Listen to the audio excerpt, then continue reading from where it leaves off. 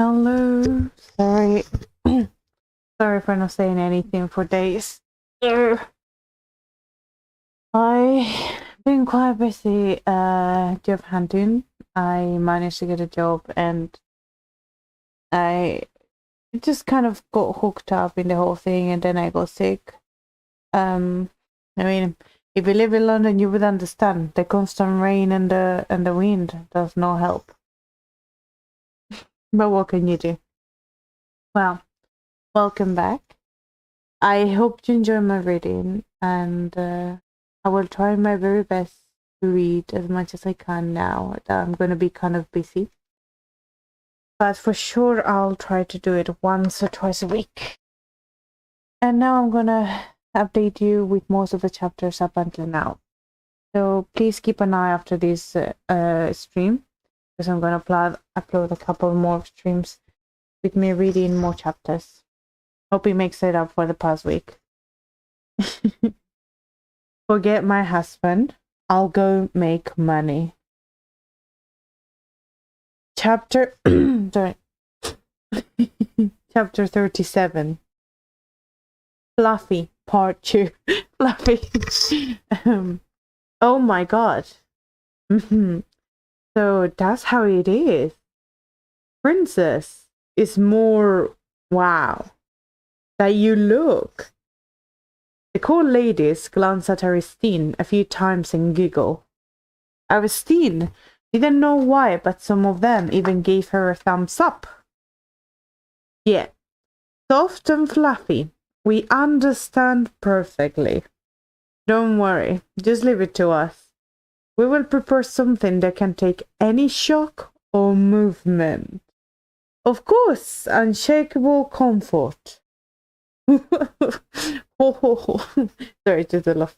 Aristine narrowed her eyes at a strange laughter. Why are they acting like this? Did asking for something fluffy deserve this kind of reaction? Either way, she was thankful for the cool ladies who actively tried to engage her in their approach. Until now, Aristine never had someone to ask if she wanted something or someone who would listen to her, let alone a servant that waited on her. Thank you, everyone. Oh, don't mention it. Oh, fluffy ones are good, but wide ones are just as good, aren't they? Oh my gosh, stop! The cool ladies burst into giggles. No, I'm not too fond of it wide. I'm fine as long as it is not too narrow. When it's too wide, it just leaves a space. At Aristine's straightforward words, the eyes of the cool ladies sparkle. To say it leaves a space? How tight does she want it to be? Yes, who needs the wide? That's useless. Right, you just need enough space for one person to lie down. I can't believe I recommended a wide one. My thoughts were lacking, as expected. The princess is smart. Wait, I don't think I should be called smart over this. Aristine's mind was filled with doubts and reluctance, but seeing the happiness on the faces of the cool ladies, she decided to let it be. So, when the people around me are in good mood, it puts me in a good mood too. She never knew that before. Then, we will withdraw now and search for the perfect item. She never knew. Sorry. Please look forward to it. We will prepare something that will surprise you, princess. Who knew that what was exciting to them? But the cool ladies burst into giggles again. I guess they really liked their work. Since they were such passionate employees, she loved to scout them when she opened her business. I wonder whether they'll agree if I offer them a higher salary after my business succeeds, and ask them to change jobs. While that thought ran through her mind, she watched the cool ladies leave. Even as they walked to the door, they glanced at Aristine with odd looks in their eyes, and chuckled suspiciously. Somehow, their gaze was crafty and unusual. The court ladies, who weren't really checking the front because they were looking at Aristine, discovered the person standing by the door late and were startled. Your Highness Tarkan! The court ladies hurriedly performed their greetings, and before Tarkan could say anything, they quickly left the room like they were running away. Tarkan, who was leaning slanted against the door, watched them hurry away and then he entered the room. Welcome. Aristine waved her hand in a friendly manner. Since Tarkan was here, tea would naturally be served, and of course dessert would be served with it too. Her heart pounded at the thought of it. Tarkan sat down in the seat opposite to Aristine. He frowned when he saw the somewhat excited look on her face. Didn't they decided to be a business-like couple with no love whatsoever? I heard your discussions with the court ladies. Oh, you heard. Unlike what he expected, Aristine was pleased to hear that. I made it clear I like it fluffy. She even emphasized it. Tarkan didn't know how he was supposed to take this. Noticing his lack of reply, Aristine frowned slyly. Okay? He brought her face closer to Tarkan to check. Her long hair moved softly, and the loose fabric on her arm swayed gently, revealing her immaculate wrist and elbow. Under the glaze of the sun, her purple eyes seemed more mysterious than usual. The closer she was, the more vivid it was. It seemed like the entire wall was reflected in her sparkling, glassy eyes. Tarkan sprang up from his chair with a rattle. That will never happen between you and me. A low voice rang out through his clenched teeth. Tarkan immediately left the room after leaving those words behind. He had always been the type to walk with his strides, but he was walking even faster now. At his inexplicable actions, Aristine leaned her arm against the table and tilted her head. Why is he suddenly acting like this too? Both Tarkan and the court ladies were strange today. What do you mean it will never happen? Aristine asked Tarkan, who was about to walk out the door. Tarkan abruptly stopped in place, then he left the room even faster than before. His ears, that she could see poking through his hair, were red. What the? He didn't even answer. Her grumblings were instantly forgotten the moment the court ladies brought in their refreshments. Oh no, His Highness left. What about the tea? Since you've already brought it out, just bring it here. Yes, Princess. Aristine inwardly cheered as she watched the gorgeous tea and scones get arranged on the table. Today's jam was strawberry pepper jam and apricot compote, with clotted cream, of course. After wetting her mouth with the fragrant tea and spreading the strawberry pepper jam and clotted cream on the warm scones, Aristine was already happy. When she put it in her mouth, she could feel the buttery flavor deep inside the sweet and savory taste. The spice from the pepper was smoothed out with the clotted cream, making it another delight in her mouth. Maybe it's just me, but the scones felt more delicious than before. Aristine, who had completely forgotten the abnormal behavior of Tarkan and the court ladies, happily devoured her tea and scones. That's the end of chapter 37. Chapter 38. Fluffy. Part 3. To think His Highness is really getting married. Why are you acting like it's new when he's been confirmed for months? It didn't feel real until now. The warriors were discussing, while taking a short break on the training grounds. Of course, the topic of discussion was the Lord's upcoming wedding. But the other party is the Princess of Silverness, shouted the warrior with a dreadful scar on his left eye. I mean, is there a reason to hate it so much? I was worried when they said it would be the Princess of Silverness, but after seeing her, she's a bit different from what I thought. Personally, I was shocked when I saw her at the welcome banquet.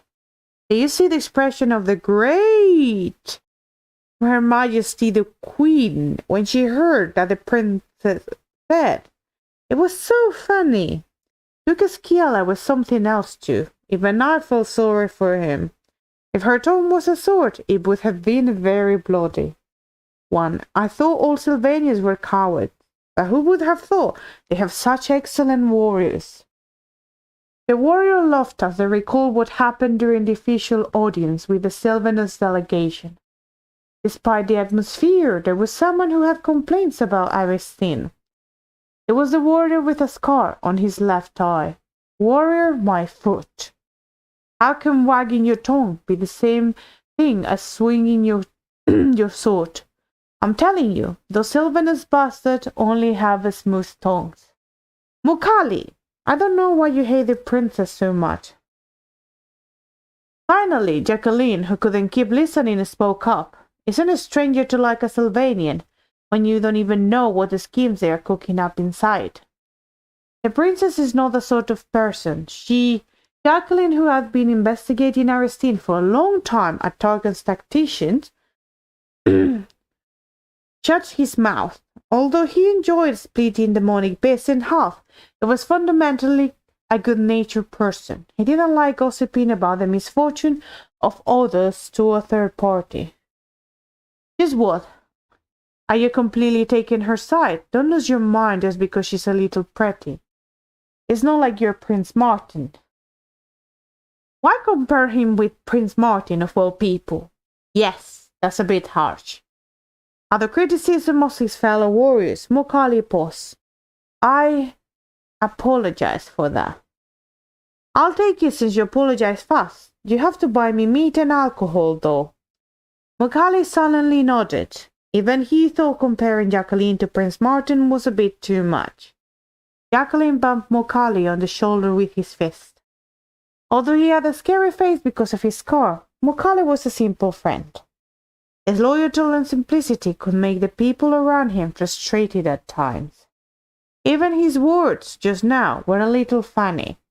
Why are you taking the princess' side? Sounded like something only a child would say. The idea that he was taking sides was childish, but it was said by Mokali because he valued loyalty. I can't hate him when he's like this. Jacqueline chuckled, then he said to Mokali, Personally, I like the princess quite a bit. When he first learned about her through documents and information, he thought she was a little pitiful. But he was more worried about the fact she would not be politically helpful to Tarkan. Why does he have to be the first princess? His mind was full of thoughts like that. But when he saw Aristine in person and understood what kind of person she was in reality rather than papers, he changed his mind. She was smart and was well-spoken, so she could help Tarkan in many ways. But more importantly, she had her own charm. The princess is very popular among the court ladies. You know the ordeal with her up close. There's a reason they like her. At those words, Mokal snorted. That's because they like small and pretty things, even when they're chatting. It's all about her being pretty. The princess looked like a little fairy when she stood in the midst of the Irugonians, who had huge frames, even more so because she had a slender frame and light silver hair, unlike Irugonians who had dark hair. It was quite exciting to know that the person you served was special. Aristine was not a picky master at all. She didn't have any demands, and she didn't erect walls due to status. She must have felt like a hole to breathe for the cold ladies who were crushed by Tarkan's overbearing aura. Yeah, I think my lord's bride is pretty okay too. She's not bad. Much better than I expected. What is much better? Macaulay couldn't help but raise his voice. Don't submit so easily. The average person would have been terrified and nodded immediately when Macaulay yelled with his scary face. But these guys were different. Submit my ass. Come on, man, be honest. You're telling me you didn't feel refreshed when the Duke's tail was shrinking? That I did. See? That's why I said she's nice, no? Macaulay unconsciously nodded. Honestly, he didn't just feel refreshed. He felt very refreshed. It will be even nicer if she does it again. Plus, she seems to fit well with His Highness. I never seen my lord act like that. Mokale looked at the dark men chattering harmoniously and frowned. It's been only a few days since they met the princess.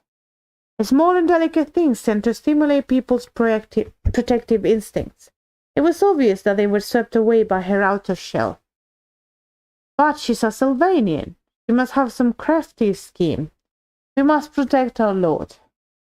Of course, we should, if she had a scheme. But does she? It didn't seem like that, considering how she treated the queen and Duke Esquiela. You can never know. None of you guys have even talked directly with the princess. We've only seen her pass by. Then we can just ask someone who's talked to her. What do you think, Durante? Durante, who had been silent, sharpening his sword till then, raised a brow. Let's cut the chatter here and get back to training. As they quietly got up, a few of them clicked their tongues. No fun. We still have some time left, though.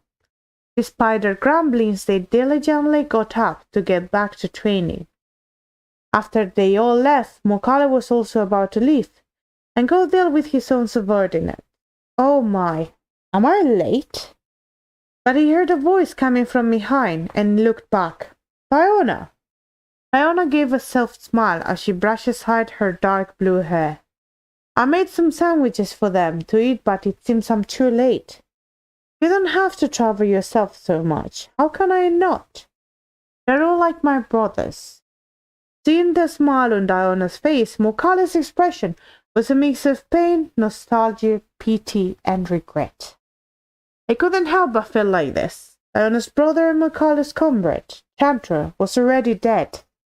It's been a tough battle. If things went on, they were going to lose half of the warriors to the demonic beast. By then, Tarkan devised a plan, in a manner unlike him. He hesitated before speaking of an operation where the sacrifice of an ally was inevitable. However, an ally was destined to die that day, and it was a way to minimize the number of deaths. Chantra was the one who stepped forward then. The battle ended in a victory, but Chantra was killed. Mokale felt indebted to Chantra, and the feeling was projected onto Diana. Thank you. I thought I came in time for the break, but I'm too late. Everyone's gone.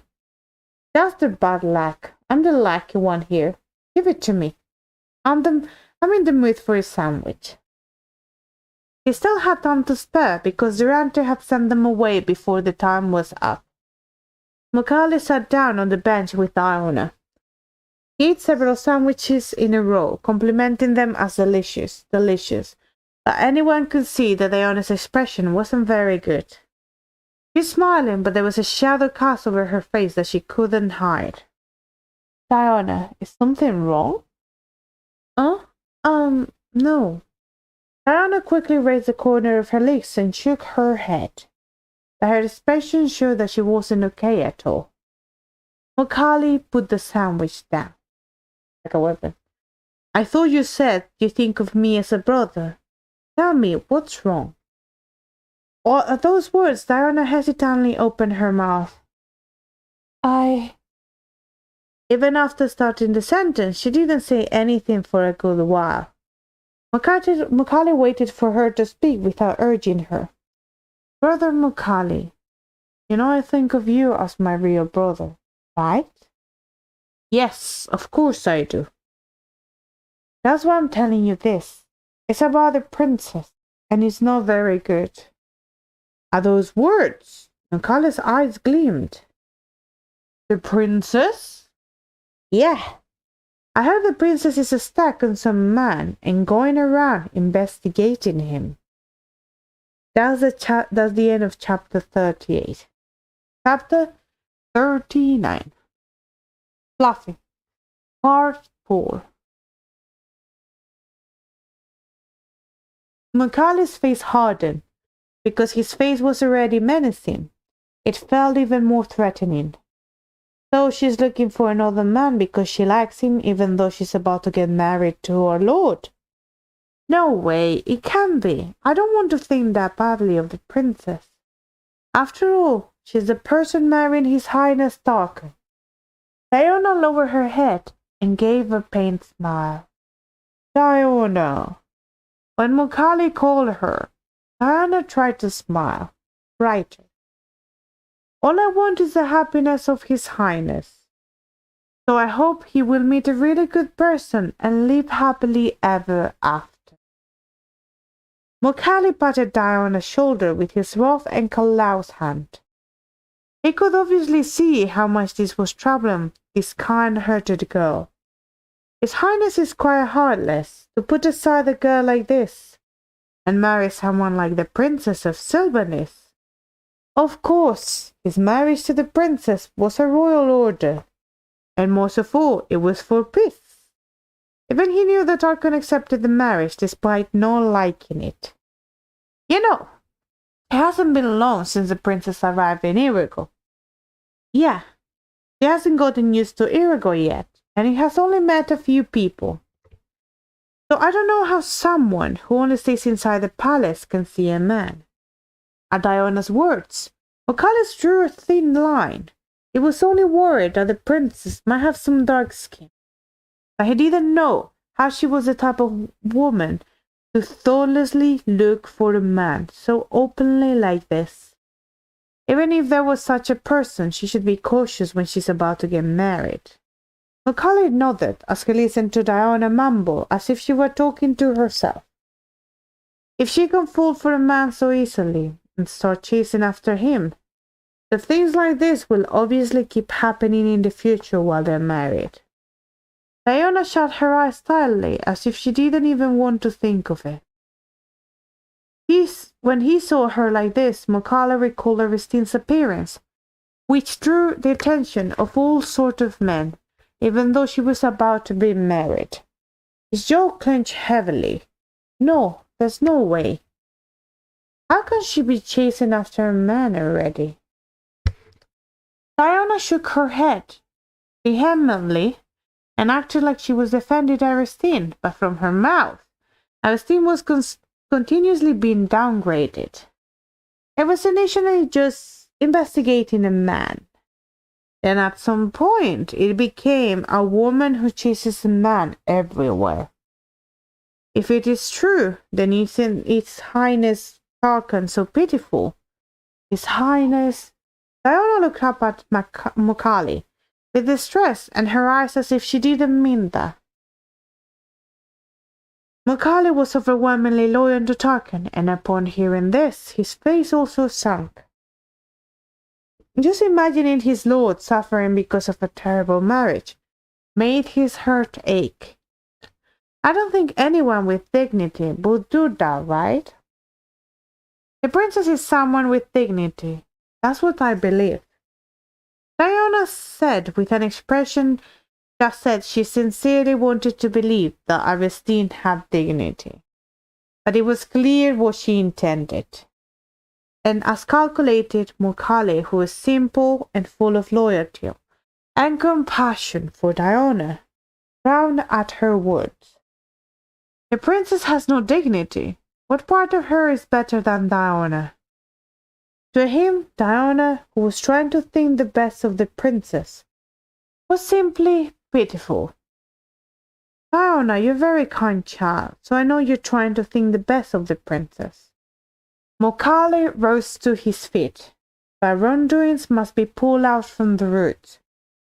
Brother Mokali! Diana was taken aback, and stood up after him, grabbing his arm. I shouldn't have said anything. I should have kept it to myself. But because I'm so comfortable around Brother Mokali, No, Diana. I don't want this to cause a big fuss before the wedding. This is my fault. Please forget it. Diana, this is not your fault. The princess is one in the wrong here. Brother Mokali. Diana's sea blue eyes shook anxiously. The sandwiches were delicious. You've gotten better at making them. Mokali tapped Diana on the shoulder and turned around. As she watched Mokali's receding back, Diana's expression slowly changed. Her anxious gaze was stained with delight, and her depressed lips rose high into the sky. While giggling and humming to herself, He picked up the picnic basket she had deliberately waited to meet Mukali alone, and it was worth it. Since he was simple and loyal, she knew he would definitely move just how she wanted. Like that. She turned around. Then she found someone standing there. Brother Durante. Diana was flustered, but she didn't let it show and planted a smile on her face. Dion, did he hear me? Surely not. Durante always looked calm and indifferent, so Diana found it a little difficult to deal with him. She checked Durante's expression, but he didn't look like any different from usual. Diana, what brings you here? I brought some sandwiches for them to have on the break, but they were all gone, so I only met Brother Mukali. Diana waved the empty picnic basket. Lucky Mukali. At those words, Diana chuckled. Brother Mukali said the same thing. If I knew you were still here, I would have left some for you, Brother Durante. I guess I'm out of luck. Diana chuckled again because those words were also similar to what Mukali said.